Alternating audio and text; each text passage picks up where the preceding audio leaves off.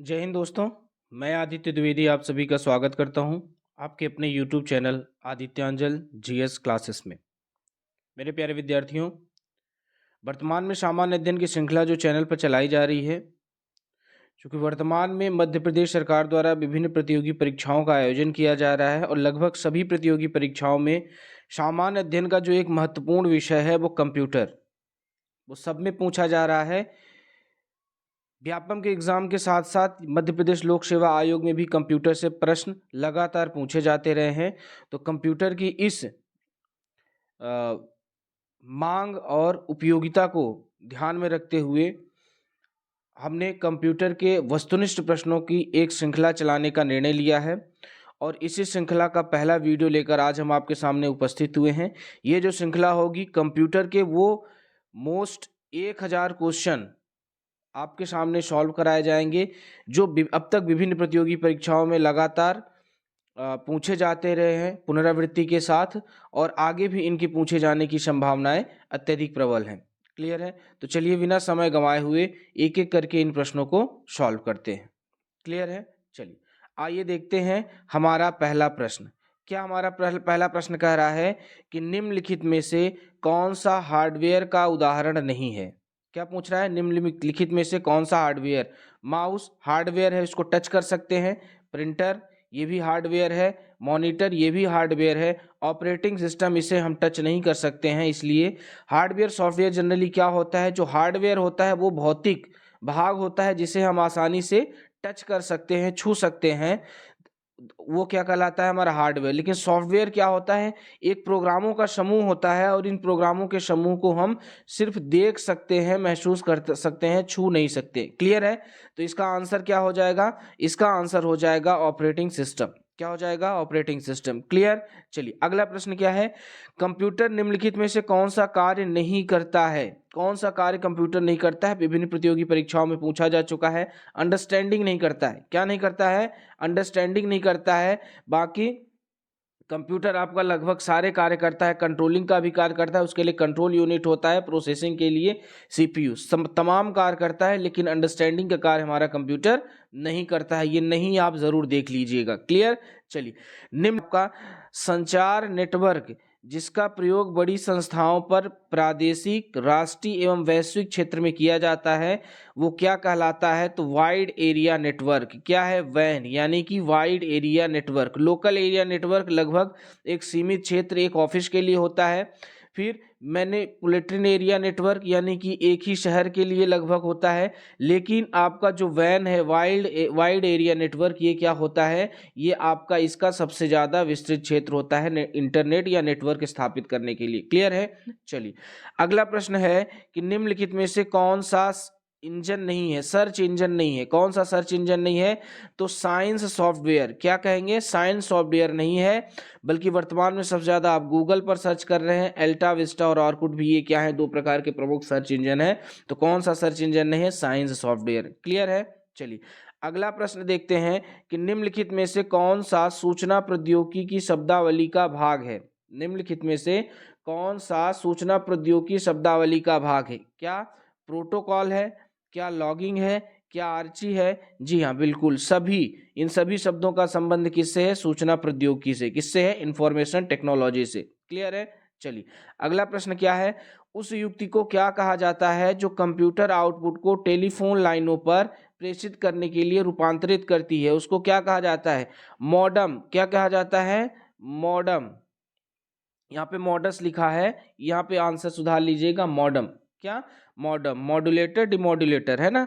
फिर अनेक कंप्यूटर, अनेक अनेक घरेलू उपकरणों को निर्मित छोटे और सस्ते कंप्यूटर किस प्रकार के होते हैं? जो अनेक घरेलू उपकरणों में निर्मित छोटे और सस्ते कंप्यूटर होते हैं, ये कौन सी श्रेणी में आते हैं? तो ये कौन सी श्रेणी में आएंगे? माइक्रो कंप्यूटर में। मेन फ्रेम कंप्यूटर ये आपका क्या होता है? किसी एक बड़ी संस्था का जिसकी कई ब्रांचेस हैं उसमें कोऑर्डिनेशन के लिए, नेटवर्क स्थापित करने के लिए होता है। क्लियर है? चलिए एक ही समय पर दोनों दिशाओं में डाटा भेजने के लिए कौन सी डाटा संचार विधि प्रयुक्त की जाती है? एक तो होती है कौन सी? आपकी सिंप्लेक्स। कौन सी होती है? सिंप्लेक्स होती है, एक होती है हाफ डुप्लेक्स होती है और एक होती है फुल डुप्लेक्स। तो सिंप्लेक्स का मतलब होता है कि एक टाइम में आप एक ही तरफ से वन वे यानी कि डाटा भेजने की ये प्रोसेस होती है। फिर होती है हाफ डुप्लेक्स यानी कि होती तो दो वे है लेकिन एक समय पर एक ही तरफ से आप डाटा को क्या कर सकते हो? भेज सकते हो। फुल डुप्लेक्स जैसे मैंने कहा मोबाइल में, तो आप इधर से आप उसी टाइम पर आप भी इधर से बात कर सकते हो और सामने वाला भी उसी टाइम में उधर से बात कर सकता है, यानी कि two way communication at A time पर हो सकता है। तो ऐसी विधि क्या कहलाती है आपकी? ऐसी कहलाती है फुल डुप्लेक्स। क्या कहलाती है? Full duplex. क्लियर है? चलिए अगला प्रश्न कौन सा है कि कंप्यूटर के डाटा सीपीयू से परिधि यंत्रों को अंतरण किसके माध्यम से किया जाता है? तो किसके माध्यम से किया जाता है? कंप्यूटर पोर्ट्स के माध्यम से। किसके माध्यम से किया जाता है? कंप्यूटर पोर्ट्स के माध्यम से। लोकल एरिया नेटवर्क में निम्न में से किस मद का प्रयोग नहीं किया जाता है? किसमें? लोकल एरिया नेटवर्क में। तो कंप्यूटर का बिल्कुल किया जाएगा, मॉडेम का बिल्कुल किया जाएगा, इंटरफेस का भी किया जाएगा, लेकिन जावा का प्रयोग इसमें नहीं किया जाता है। क्लियर है? चलिए निम्नलिखित में से कौन सा इंटरनेट संबंधी पद नहीं है? प्रिंटर इंटरनेट संबंधी पद नहीं है, ये हार्डवेयर है और हार्डवेयर में भी आउटपुट डिवाइस है। ब्राउजर, लिंक और सर्च इंजन, इनका संबंध किससे है? इंटरनेट से है। इंटरनेट पर अगला प्रश्न क्या है आपका? इंटरनेट पर सर्वर से सूचना प्राप्त करने के कंप्यूटर के प्रोसेस का अर्थ निम्न में से कौन सा है? क्या कहलाता है निम्न में से अर्थ? डाउनलोड। जब इंटरनेट पर सर्वर से सूचना हम क्या करते हैं? प्राप्त करते हैं और अपने सुरक्षित करते हैं, तो उसे क्या कहते हैं? डाउनलोडिंग। लेकिन जब हम इंटरनेट पर कोई जानकारी भेजते हैं या उस पर क्या करते हैं? इनपुट करते हैं, तो वो क्या कहलाता है? अपलोडिंग। तो जैसे आप फोटो फेसबुक पर लगाते हो नेट पर, तो वो अपलोडिंग कहलाता है। वही जब वहां से आप किसी चीज को अपने कंप्यूटर में सेव करते हो, तो वो क्या कहलाता है? डाउनलोडिंग। तो इसका आंसर क्या हो जाएगा? इसका आंसर हो जाएगा डाउनलोडिंग। क्लियर है? चलिए अगला प्रश्न, निम्न में से कौन सा ईमेल से संबंधित शब्द नहीं है? कौन सा ईमेल से संबंधित शब्द नहीं है? पावर पॉइंट का संबंध ईमेल से नहीं है। किसका? पावर पॉइंट का संबंध ईमेल से नहीं है। ये एक प्रकार का क्या है? ये एक प्रकार का एप्लीकेशन सॉफ्टवेयर है जो कि MS ऑफिस में आता है। इनबॉक्स जहाँ पे आपके संदेशों का संग्रह होता है। सेंडर और रिसीवर, भेजने वाला सेंडर और प्राप्तकर्ता कौन है? रिसीवर। क्लियर है? अब अगला हम देखते हैं, अगला प्रश्न हमारा कौन सा है? निम्न में से कौन सा हार्डवेयर है सॉफ्टवेयर नहीं है? कौन सा हार्डवेयर है सॉफ्टवेयर नहीं है? तो जो कंट्रोल यूनिट होता है CU, ये CPU के अंदर होता है, ये एक प्रकार का हार्डवेयर है ना। बाकी आपका एक्सेल, ये भी एप्लीकेशन सॉफ्टवेयर है। ऑपरेटिंग सिस्टम, ये तो है ही। और प्रिंटर ड्राइवर, ये भी क्या है? एक प्रकार का सॉफ्टवेयर है। प्रिंटर ड्राइवर होगा तभी आप प्रिंटर को अटैच करके अपने सॉफ्ट कॉपी को हार्ड कॉपी में कन्वर्ट कर पाएंगे। क्लियर है? चलिए आगे देखते हैं अगला प्रश्न 15 नंबर का।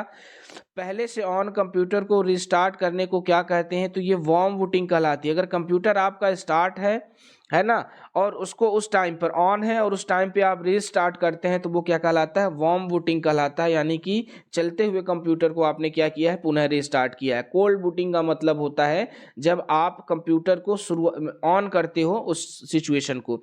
कोल्ड बूटिंग होती है तब जाके आपका कंप्यूटर सभी एप्लीकेशन के साथ एक्टिव होता है। निम्न में से कौन सा सिस्टम यूनिट का भाग है? तो CPU, सेंट्रल प्रोसेसिंग यूनिट, ये है। बाकी मॉनिटर, ये आपका सिस्टम यूनिट का नहीं है, ये आउटपुट डिवाइस है। CD-ROM, ये स्टोरेज डिवाइस है। फ्लॉपी डिस्क, ये भी स्टोरेज डिवाइस है। लेकिन सिस्टम यूनिट का भाग कौन सा है? CPU, central processing unit. निम्नलिखित में से सबसे तेज, सबसे बड़ा और सबसे महंगा कंप्यूटर कौन सा होता है? तो कौन सा होगा भैया? Super computer. कौन सा होगा? सुपर कंप्यूटर सबसे बड़ा होगा। फिर अगला प्रश्न है कि एक निबल कितने बिट के बराबर होता है? तो 4 बिट बराबर एक निबल होता है और 8 बिट बराबर 1 बाइट होता है और 1028 बाइट बराबर 1024 बाइट बराबर क्या होता है? 1 KB होता है ना। तो इस तरीके से ये है ना इकाइयां बढ़ती जाती हैं। तो इसका आंसर क्या हो जाएगा? सही आंसर 4। क्लियर? चलिए फिर अगला प्रश्न है, कंप्यूटर के संदर्भ में सॉफ्टवेयर का क्या अर्थ है? तो कंप्यूटर के संबंध में सॉफ्टवेयर का क्या अर्थ है? तो इसका आंसर क्या हो जाएगा? इसका आंसर हो जाएगा कंप्यूटर प्रोग्राम। सॉफ्टवेयर क्या होता है? एक प्रकार का कंप्यूटर प्रोग्राम होता है। क्लियर? निम्नलिखित में से कौन सा स्टोरेज माध्यम नहीं है? कौन सा स्टोरेज माध्यम नहीं है? तो कीबोर्ड नहीं है, ये इनपुट डिवाइस है। बाकी हार्ड डिस्क हो गया, डीवीडी हो गया, फ्लैश ड्राइव, ये सब चीज़ें क्या है? आपकी स्टोरेज डिवाइस हैं। ठीक। कंप्यूटर पर आरोपित ज़्यादातर किस कारण होता है? कंप्यूटर पर आरोपित त्रुटियां, यहाँ पे एक शब्द या लिख लीजिएगा, या इसके बीच में त्रुटियां आएगा। क्या आ जाएगा? त्रुटियां। तो कंप्यूटर पर आरोपित त्रुटियां ज्यादातर किस कारण होती हैं? तो किस कारण होती हैं? ये होती है डेटा प्रविष्टि में त्रुटि। जब आप डेटा ही गलत दोगे, आंकड़ा ही गलत प्रविष्ट करोगे, तो आपकी जो होंगी त्रुटियां ज्यादा होंगी। क्लियर? कंप्यूटर का सबसे महत्वपूर्ण भाग कौन सा होता है? कौन सा होगा भैया? सीपीयू होगा, सेंट्रल प्रोसेसिंग यूनिट। इसे कंप्यूटर का क्या कहा जाता है? मस्तिष्क कहा जाता है। क्लियर? चलो, फिर अगला प्रश्न देखो आ गया। 1024 बाइट बराबर है क्या? 1024 बाइट बराबर है किसके? 1 किलो बाइट के। किसके? बाइट 1 किलो बाइट के। और 4 बाइट बराबर 1 निबल होता है, और 4 बिट बराबर 1 निबल होता है, और 8 बिट बराबर 1 बाइट होता है। क्लियर? सारे कंप्यूटर में लागू होते हैं। क्या सारे कंप्यूटर में लागू होते हैं? तो मशीन भाषा। कौन सी भाषा? मशीन भाषा सारे कंप्यूटर में लागू होती है। फिर यहाँ पे 6 नहीं है, यहाँ पे 10 है, तो 10 लाख बाइट्स लगभग होती है। तो किसके बराबर होती है? 1 मेगाबाइट्स के बराबर। किसके बराबर? 1 मेगाबाइट्स के बराबर।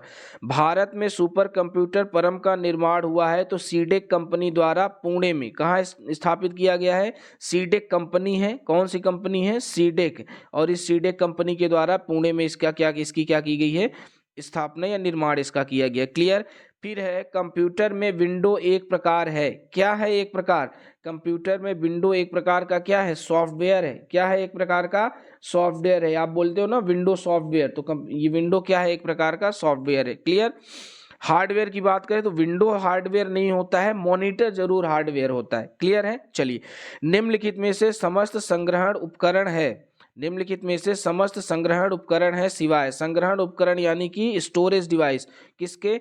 प्रिंटर को छोड़ बाकी सभी क्या है? आपकी स्टोरेज डिवाइसेस है। क्लियर?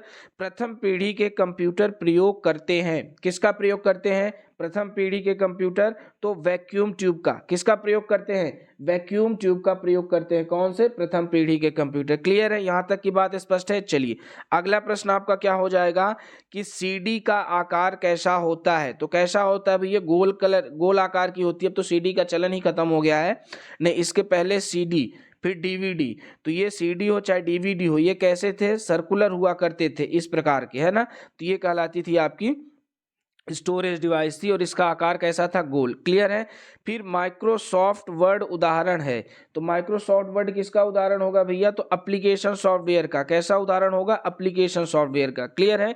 चलो, और इसमें आपके MS वर्ड आएगा, MS एक्सेल आएगा, MS पावर पॉइंट आएगा, MS एक्सेस आएगा, ये सारी चीज़ें आती हैं। क्लियर? पहला ग्राफिक यूजर इंटरफेस किस कंपनी ने बनाया था? पहला graphic user interface GUI face interface किसने बनाया था? ये बनाया था जीरोक्स कंपनी ने। ये प्रश्न पूछा गया है, इसको जरूर ध्यान रखिएगा। क्लियर है? चलिए, अगला प्रश्न क्या हो जाता है कि कंप्यूटर मेमोरी में रहता है डाटा। किस रूप में डाटा रहता है बताओ कंप्यूटर मेमोरी में? तो प्रोग्राम के रूप में। किस रूप में? प्रोग्राम के रूप में रहता है। क्लियर? फिर है ईमेल का विस्तृत रूप है तो इलेक्ट्रॉनिक मेल। क्या है? Electronic mail. अब तक सबसे ज्यादा पूछा जाने वाला प्रश्न। फिर जेडीबीसी सूचक है तो जावा डाटाबेस का। किसका सूचक है? जावा डाटाबेस का।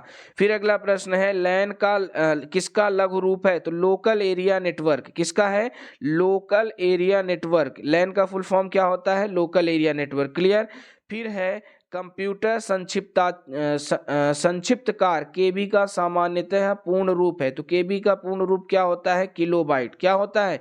किलोबाइट। क्लियर? और 1024 कितना? 1024 बाइट बराबर 1 किलोबाइट। 1 किलोबाइट होता है। फिर डॉस का पूर्ण रूप क्या है? तो डिस्क ऑपरेटिंग सिस्टम। क्या होता है? Disk operating system. क्लियर है? चलो, सॉफ्टवेयर के लिए अन्य शब्द है। तो सॉफ्टवेयर को अन्य किस नाम से जाना जाता है? तो सॉफ्टवेयर को प्रोग्राम भी कहा जाता है। क्या कहा जाता है? प्रोग्राम, क्योंकि प्रोग्रामों का ही समूह क्या कहलाता है?